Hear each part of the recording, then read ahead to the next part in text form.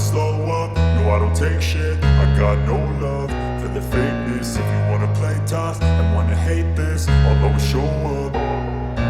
I don't ever slow up, no I don't take shit. I got no love for the fakeness. If you wanna play tough and wanna hate this, I'll always show up and make a statement. I don't ever slow up, no I don't take shit. I got no love for the fakeness. If you wanna play tough and wanna hate this, I'll always show. সাম্প্রতিক সময়ে সামাজিক যোগাযোগ মাধ্যমের সংলাপটি ব্যাপক আলোচিত হচ্ছে। ১৯৯৬ সালে মুক্তি পাওয়া প্রেমের সমাধি সিনেমায় সংলাপটি ছিল। পর্দায় ছিলেন আনোয়ার হোসেন ও বাপ্পারাজ, আর ছবিতে হেনা চরিত্রে অভিনয় করেছিলেন শাবনাজ। এই ছবির আরেকজন নায়ক ছিলেন অমিত হাসান।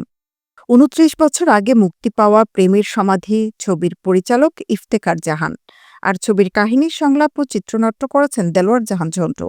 সম্প্রতি ভাইরাল হওয়া প্রেমের সমাধি ছবির সেই ভিডিও ক্লিপে দেখা যায় সিনেমার এক পর্যায়ে নায়ক বকুল বাপ্পারাজ দীর্ঘদিন পর বাড়ি ফিরে তার প্রেমিকা হেনার বাড়ি সাজানো দেখতে পান।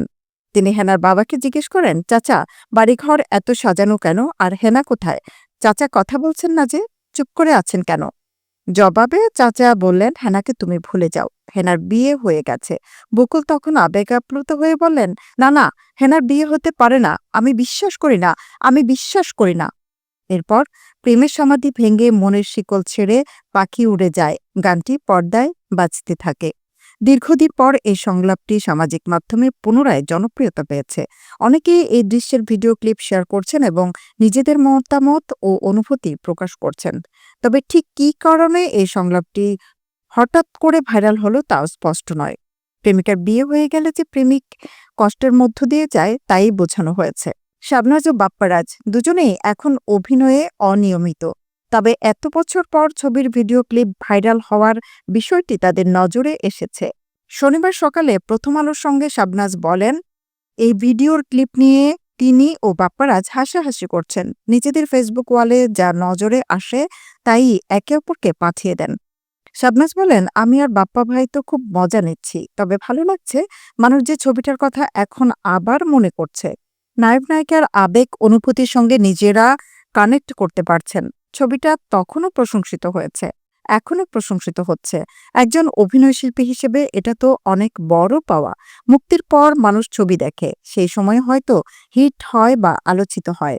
এরপর তো মানুষ ভুলে যায়, কারণ এত বছরে এত এত ছবি মুক্তি পেয়েছে, এত এত নতুন গল্প, নতুন সবকিছু। এর মধ্যে ২৯ বছর আগে সেই ছবির কথা ভুলে যাওয়ার কথা, কিন্তু সেখানে আবার পুরো গল্প নিয়ে, পুরনো কথা নিয়ে চর্চা হচ্ছে। সত্যি খুব ভালো লাগছে।